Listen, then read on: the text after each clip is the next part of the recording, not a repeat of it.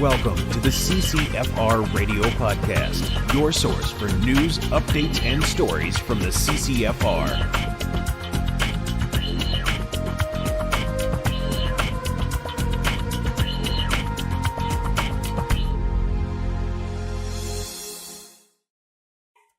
Hey everybody, welcome to episode 94 of the CCFR Radio Podcast. I'm your host, Gov't. Thanks for joining me again.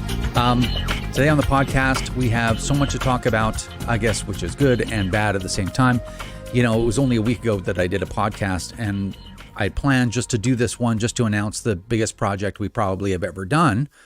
And that was it. And it was going to be really short. And as it turns out, there's so much has happened in the last week. We actually have a ton of stuff to talk about. So you get an extra podcast.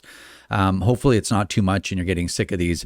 But I don't know. It is what it is. There's a lot of pieces moving right now. So before we get started, I'd like to thank our sponsors, Vortex, the force of optics. So thank you to our friends over at Vortex Canada for continuing to support the podcast.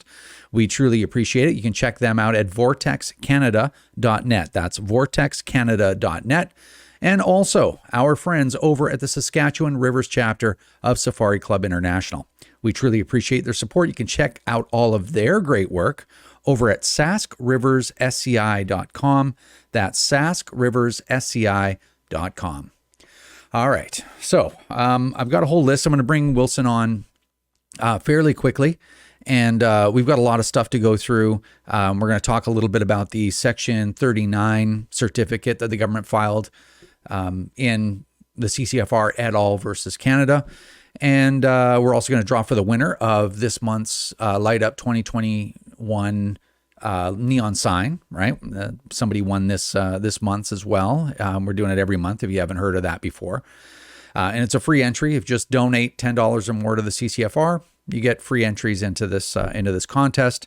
Just some way that we can thank all of you for your just incredible support and allowing us to do the big things like what I'm going to tell you about in a minute. And we're also going to talk make a couple of comments on this big project when I get Wilson on, but unfortunately I have to tell you about it first. So this is probably the biggest project we've ever done from a public relations perspective. And what it is we have a redevelopment of gundebate.ca. You know what? I'm going to show that to you. Hang on. I didn't plan to do that, but I'm going to do that anyway. Hold on. All right, so check this out. I'll share my screen with you. Okay, so here's the redeveloped gundebate.ca. It's got a brand new video by our friend Matt Magdalene, who's working for the CCFR right now. He did a great job of this introductory video, and basically it just says, here's what the real issues around gun control and the gun debate in Canada are. You got to watch it. It's excellent. He did a really, really great job on it. And this is meant, largely for non-gun owning Canadians. So at least they can come here and get some accurate information, some true, verified, real information on both sides. Unlike the anti-gunners, we don't just tell our side of the story. We tell both sides because that's the truth. That's what it is to be honest and straightforward and whatnot. So there's a bit of everything here. Gun ban Canada exposed, and even some mainstream media stuff that's really important. This is a great piece by the CBC. We link directly to their video on YouTube, but really, really a good thing to watch. If you want to know what the real answer is to gun violence, watch this. The CBC got it right a while ago once. So anyway, that's gundebate.ca. And what's going to drive non-gun owning Canadians there, which is really important. I mean, we can have these resources here, but people aren't going to go there unless you do something to get them over there. And basically what we've done is we have contracted 66 electronic billboards across the country. We're going to do it for 6 months, but we've compressed it to 3 months. And I'll tell you why that is. But basically we've done huge things before, right? Like the newspaper campaign, 68 full pages of content in 17 newspapers across the country. That was the biggest public relations project in the history of gun owners in Canada. This one, I think, is even bigger. So now basically 3 months, this is going to show up in 66 locations across Canada. I've got, and we're hoping to drive non-gun owners over. That's a real picture. Matt Magdalene took that picture yesterday, actually. So, which is really great. If you look at this this story on firearmrights.ca. If you go there, we give you all the billboard locations too. So if you want to go check out those billboards yourself, then you can go do that. So yeah, that's where we're at. Quite a few in Ontario, but so this is what I wanted to explain actually. So I got emails like, hey, are we strategically placing these ads in important areas, especially in the GTA? And here's the deal with that. Every single billboard agency that we could find in Canada, none of them would allow us to put our message up there. If you look at what we're doing, we're not advocating for legalizing heroin that's currently illegal or anything. We're just saying, hey, the guns that we own right now, we should continue to be able to own because we're vetted, safe Canadians. That's all the CCFR is really doing, right? And it's a legal activity, legally, so gun stores are legally regulated, government regulated. Like, this is not controversial, but we've been refused to be worked with by all kinds of groups, okay? One of the biggest ones, Pattison. And how Pattison did it is they said, oh, if you want to do this, you have to buy entire markets. Like, we're talking like $500,000 a month kind of thing. And, we know what's going on, right? Obviously with those things. There's a number of other companies that said, oh, you guys are such horrible people, so evil that we won't work with you. We won't do business with you. Now, as you guys know, there are major banks in Canada that close gun store accounts that these people have had for 20, 30 years, just all of a sudden send them a letter and say, you got 2 weeks to find other arrangements because it's not consistent with our values to do business with you. Like a legal gun store. It's licensed by the Canadian government, by the RCMP. So, we've had IT companies not want to help us, said, well, nope, we don't help gun organizations. The level of bigotry is absolutely astounding. Okay, just astounding. And you know what? That kind of bigotry, that kind of discrimination for no good reason, like we're not an illegal group or anything like that. Our rhetoric isn't even that bad, right? And for that to happen is one thing, but not only is it tolerated, and for a lot of the media, it's the same thing. And not only is it tolerated, it's encouraged and seeded and actually flourishing under the Trudeau government. Bill Blair says all extremists are in the gun lobby, like all of them. Every act of terrorism and extremism in Canadian history obviously just goes right back to the gun lobby. Like, this is where we are in this country. This country's in serious trouble, right? When you have governments that talk like that, they're supposed to be the calm voice that says, okay, people, we're going to provide some leadership here. You guys are getting a little excited. It's the other way around. They're whipping people into a frenzy. I mean, we got called, I don't know if I mentioned on the podcast before, we got called a death cult by an MLA or MPP or whatever the hell they have in Manitoba. Like, he called us a death cult. That was in the doctor's feed when they were, again, trying to whip people into a frenzy to make them think that we're some kind of devils or whatever. And, extremists and devils and terrorists and death cult members. My wife and kids would be pretty shocked to find out that I'm involved in an organization like that, wouldn't they? So anyway, what I wanted to explain about this program is we wanted to do a contest, right? Where you'd get, if you can snap a picture and post it to social media of one of our billboards, you'd get a free entry into a contest. We're still going to do the contest. But what I wanted to explain is the way that electronic billboards are sold and marketed in Canada now is that they've mimicked the business model of online advertising. So you're not buying space on a billboard really like you are, but you're buying impressions. So there's a very complex algorithm. This is really cumbersome for customers.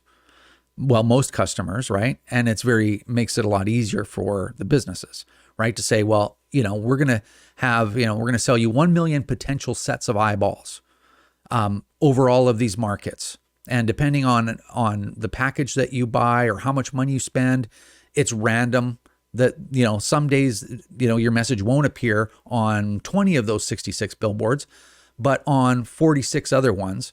And then for a week, it'll be on there every 10 seconds, every 2 minutes, on all of them, or just a handful of them. And then they're on all of them, every 5 minutes, like it's all over the place. So it's been really difficult to make, our contest work. And we ended up getting 3 great prize packs, one from Calgary Shooting Center and 2 more from our friends over at Firearms Outlet Canada.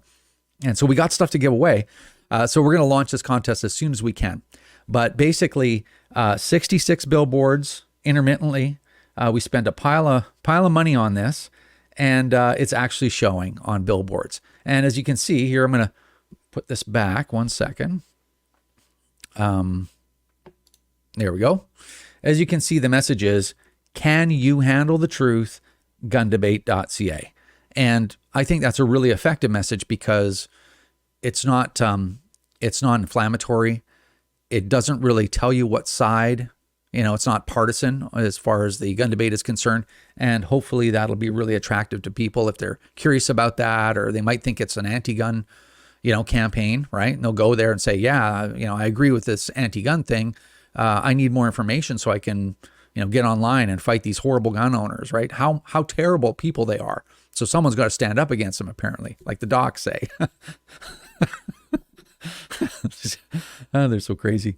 But yeah, anyway, that's what we've done. And so we're hoping to get a lot of traction and a lot of traffic over to gundebate.ca and watching the videos and stuff, and really spread the accurate information that gun owners are just regular Canadians. This has been going on for hundreds of years in Canada, like literally hundreds of years.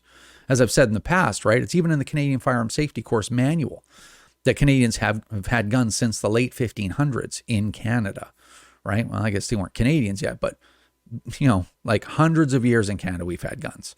And when it comes to semi-autos and handguns, like well over 100 years, right? This is not new. This is not unreasonable. It's not a disproportionate risk to public safety. It's none of those things. So Canadians, if we want to live in a fair society, a free and fair society, then Canadians need real information. They need the truth, not hate speech from the Minister of Public Safety or twisted gaslighting from a group of activist doctors. It's not right. It's not right. And if you're not sure whether it's actually right, or am I lying to you or whatever, just look at the fact that, as I've said before, they'll roll under a moving vehicle to avoid a debate with us, right? They'll debate people on Twitter, but they'll never sit in a room with me for some reason, even if I offer them $15,000 to charity to do it, right? So, there's your answer. Anyway, okay. So I wanted to make this quick. I'm not going to take up any more time. I'm going to bring on Wilson, and we will get the rest of this work done. All right, on the Skype, I have Wilson. Giltaca! Well, Wilson! I wanted to when you're creating something like this, you're like, what should look like, what should be like like just basically the approach, right? The tenor, the feel. And I thought, when I brought you on, I would do the little scene from Castaway when Tom Hanks is screaming, Wilson, and the basketball's, floating away.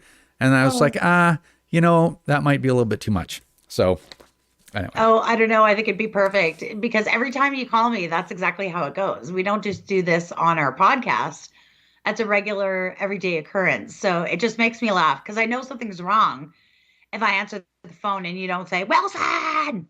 Yeah. If I'm like, hey, Tracy, and you're like, oh my God, what? Yeah. What's on fire? Yeah. Exactly. Yeah. Anyway, and I've looked at that. Went on YouTube and looked at that clip more than once. I'm like, I'm going to do it. And I'm like, no. Anyway. Oh, I think you should. I think it'd be funny. I don't know. Maybe next episode I'll do it just for fun. Okay. Just for fun. We'll see. Because we're fun people. Yeah, I think so. I think so. Mm-hmm. All right. So what do we have to talk about? Okay. So the first thing is, as you may or have already guessed, I already talked about the biggest project we ever did, public relations wise, which is the 66 billboards across the country. Yeah. So yeah, that's pretty exciting. Yeah, it's pretty exciting, actually. Matt, who works for us, he's been kind of spearheading this project, which is great.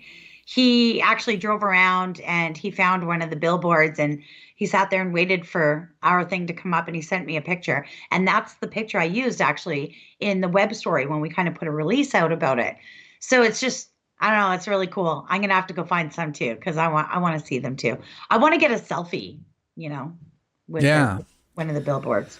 Well, the way I just mentioned all this, so everybody that's listening already knows this, but the way that they sell electronic billboards, it's so difficult. It's great for big companies that are like, I want to buy 3 million impressions. Here's your money. And they're like, just take our word for it. You'll see 3 million, 3 million eyeballs have the potential opportunity to see that.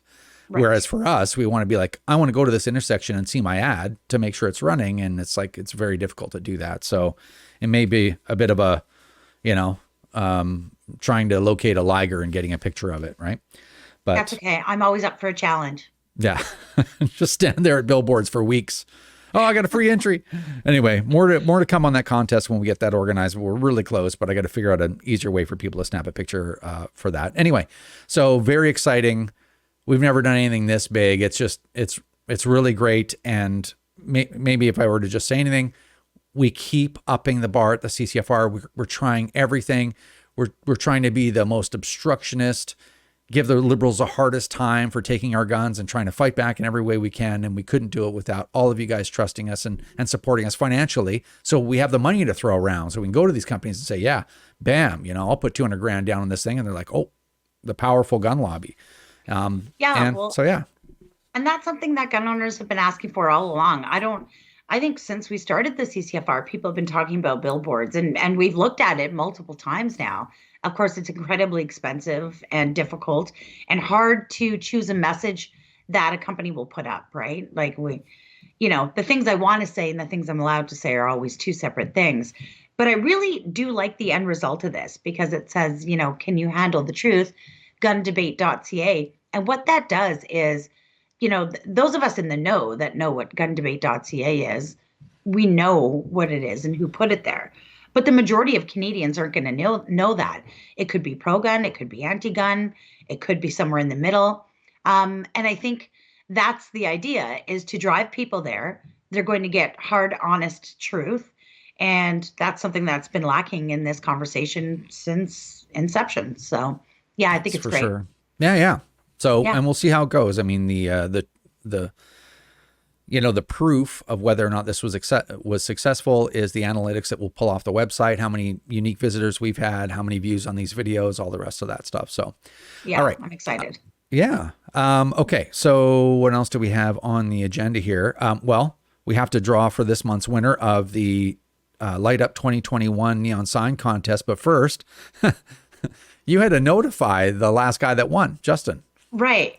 This is a good story. So as maybe some listeners know, I'm sort of in the process of moving, which is a big undertaking with a 3-bedroom house. And of course, the majority of CCFR office stuff, right? So here I am packing stuff up and I'm like, oh man, I've been delinquent in getting that sign out. I mean, I think we drew for it a couple of weeks ago, right? And I thought, I got to get this sign out. And I'm like, who won it again? It's so much going on that I just can't keep things straight lately. So I go back and I watch our podcast where we drew for the winner and I get the name and okay, Justin from BC. And, I thought, okay, well, I need his shipping information and I want to contact him just to make sure that he hasn't moved or nothing's changed, right? Because it's pretty expensive to ship these. And, it takes a little bit of time to get there. So I look him up in the CRM and I recognize the email address and I'm like, that's Justin from Just Incredible. And I'm like, it's just really neat to see a name that you recognize. I mean, we've got, a lot of supporters from all across the country and sometimes people win things and I don't necessarily recognize their name. They may not be active in our social media group or whatever. So it was just really cool. So I sent him a message and I'm like, hey, buds, are you Justin from whatever? And I knew it was, right? So he's like, yeah. And I'm like, oh, do you listen to the podcast? And he's like, well, I do, but I just haven't really had time lately. So I've been saving them up and I'm going to binge listen. And I'm like, well, I would suggest you get on that because you won these Firearm Rights Are Human Rights neon sign, the great big 3-foot ridiculous neon sign. He's like, no way. So I sent him a couple pictures of it. And I'm like, I am literally wrapping it up in my kitchen right now. I had to build a box for it because it's enormous. Nothing I have fits it, right? So I had to build a crate to ship it to him in. And of course, I ended up, because I've been moving and packing, I ended up snagging the hardware from this one. So anyways, I got it all shipped out to him and he received it within 3 days. He sent me a picture of it. He is just loving it. He had just bought a new property in British Columbia up on the side of the mountain. He's doing this whole homesteading thing. He's got like a fire-powered outdoor hot tub. Like it's just a really cool pad, right? So he's like, this will absolutely be perfect in the cabin. So I don't know. I just think it's so fun when it's somebody that you knew from social media, right? So Yeah, for sure. yeah. For sure. All right. So Well, don't worry. When I draw for this one, you're getting brand new hardware. I've got boxes of it. It's just in storage right now. So I got to get at it next week. that's why it's not turned on. That's why it's not on today, because I had to steal the plug for it. So Yeah. I do have a plug for it, and of course it will be shipped complete with the remote and all the gadgets that go with it. But I think everybody's seen this one a million times, so it's a lot of fun. And this one I will be particularly sad to say goodbye to. All right. So let's go over to the neon sign draw. So Okay. as we, because we got to get this month's winter done, and time is wasting. So we've got from row 1 all the way to row 1312. Okay, 1 Oh, through wow. 1 through 1312. Okay, random.org 1 through 1312. 1312. Okay, here we go. Here we go. Bam, 884. 884. Exciting. 8884.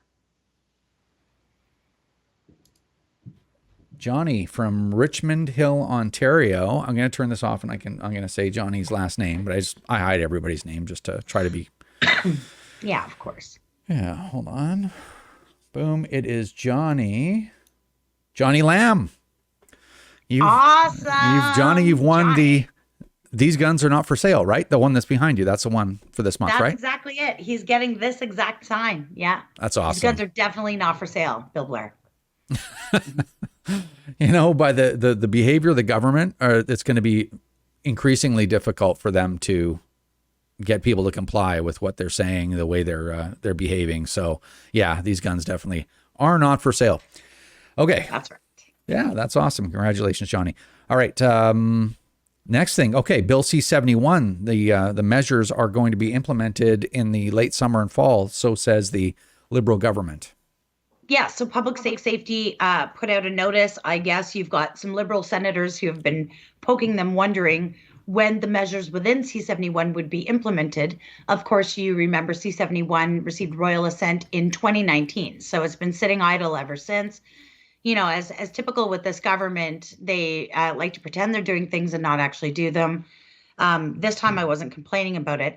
However, they did say that the preliminary measures in relation to when you go to a gun store and buy a gun, or buy a gun even from another person, that measure where you would have to contact the CFO, verify their PAL, they'd have to verify yours. And then, of course, you would get a registration number for that transaction, and that would be kept with the registrar. Reference number, yeah. That those measures, they say, are going to come into power, like be implemented this summer, and everything else in the bill in the fall.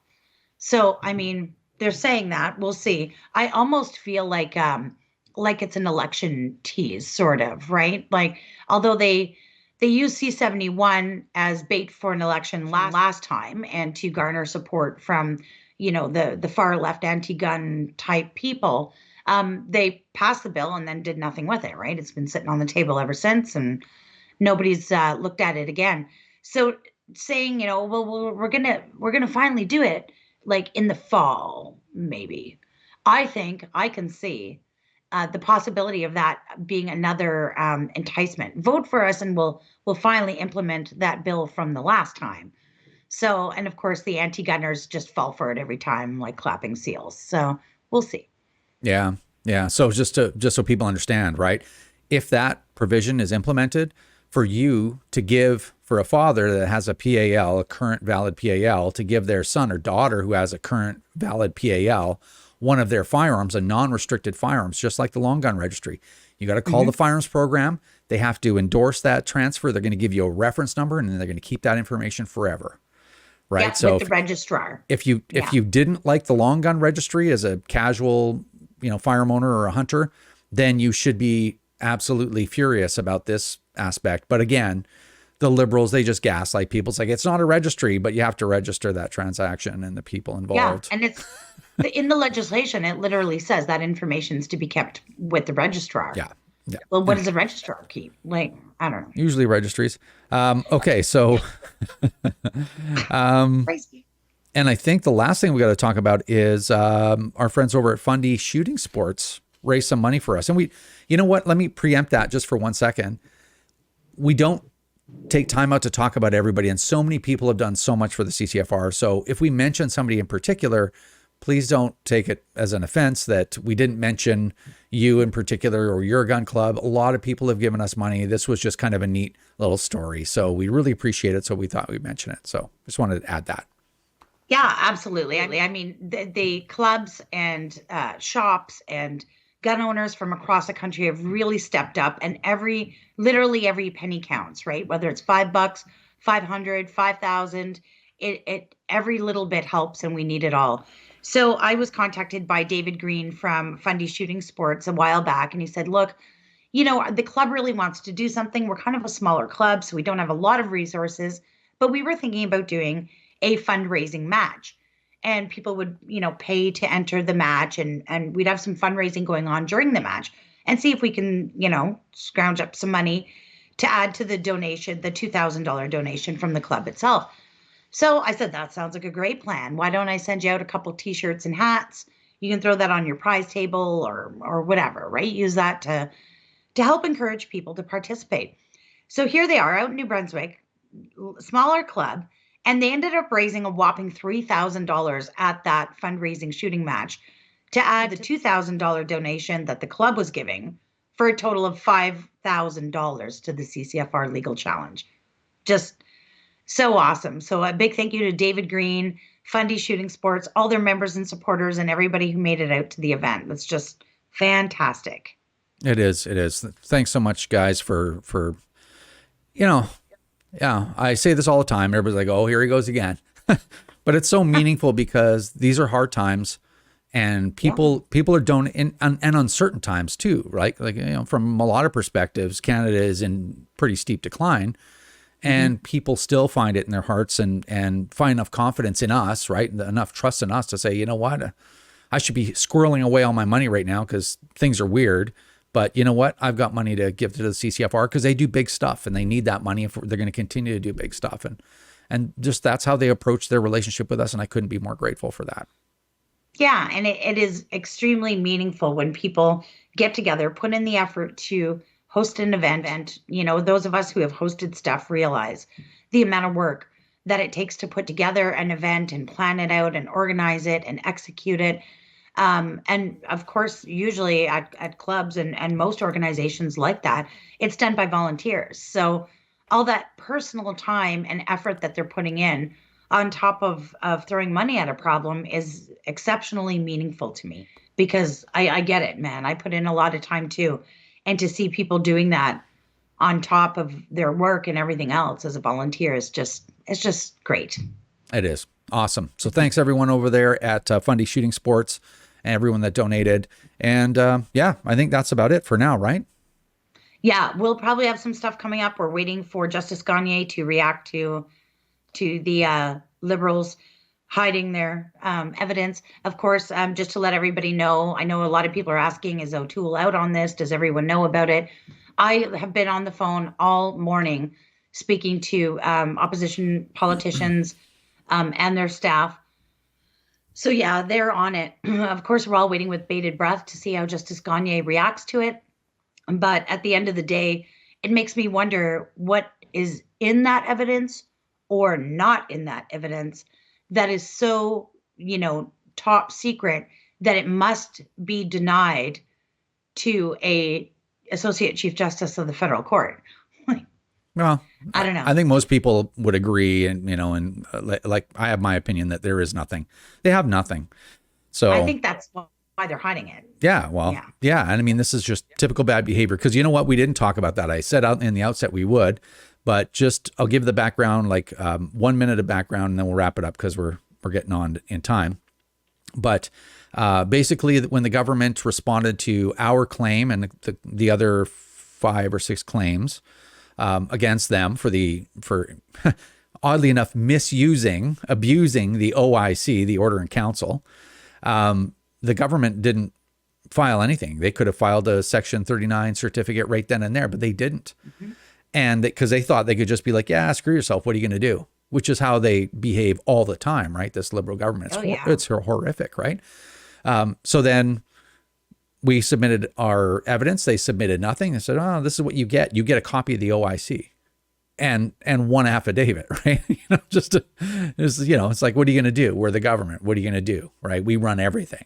And then we petition the judge to say, no, we have to have this evidence. The government has to prove that they did this in good faith. Then they said it's cabinet privilege. Then the government, or the judge, says we filed a motion to compel them, get the judge to compel them to provide the evidence.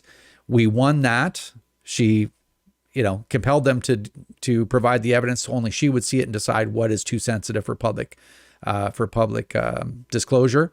And then they came after that. After they had lost, they came with their Section 39 and frustrated the judge's order.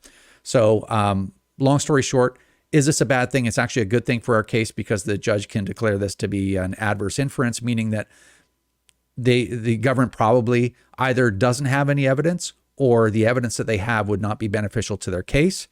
If the judge decides to go that route, then what happens is she judges the outcome based on the merits she sees in front of her. So we have provided, 2,000, 2,500 pages of evidence and 17 affidavits and, all kinds of stuff. And the government's provided a copy of the OIC and an affidavit from Murray Smith, right? So, right. I mean, we should win that because the question is the AR-15 and all of these other centerfire semi-automatic rifles and shotguns appropriate for hunting and sporting use? The answer is absolutely. The proof is we've been doing that for 100 years, whatever it is, right? With the AR-15 since the 60s, so it's to me, it's a slam dunk. But again, this is a very complex thing, but it does not hurt our case. It actually helps it. So that's the long and short of it. Well, and that's it. And I mean, you're right. If they had filed the Section 39 right from the beginning, then it may have had a little more merit. But at this point, filing it now, after the judge compelling them to provide the evidence, it looks more retaliatory than anything. So, well, it looks like a toddler, it doesn't right? look so great for the government. Yeah. And Justice Gagne is a really, really smart, really accomplished Associate Chief Justice. And I'm not sure I would have given her the finger like that, but we shall see. Well, we'll see. Anyway, thanks for the update, and we'll see you next time. All right, we'll talk soon. All right, that's going to do it for this episode of the CCFR Radio Podcast. Thanks, Tracy, for coming on and giving us an update. Congratulations to the this month's winner of the Light Up 2021 contest. If you want to enter that, I put a link in the description box below to donate $10 or more, or increments of 10, to get free entries into this draw. And so you can follow that if you want to make a small donation to the CCFR, make it so that we can continue to do big things like we're doing. If you want to become a member, you can do that at firearmrights.ca. You can donate there as well. Thanks to our sponsors, Vortex, the Force of Optics, and our friends over at the Sask Rivers chapter of Safari Club International for continuing to support the podcast. We appreciate that. Thanks, everyone, and we'll see you in a couple of weeks.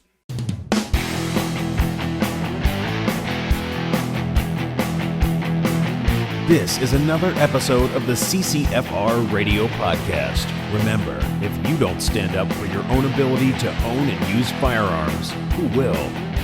Join the CCFR or donate right now at www.firearmrights.ca.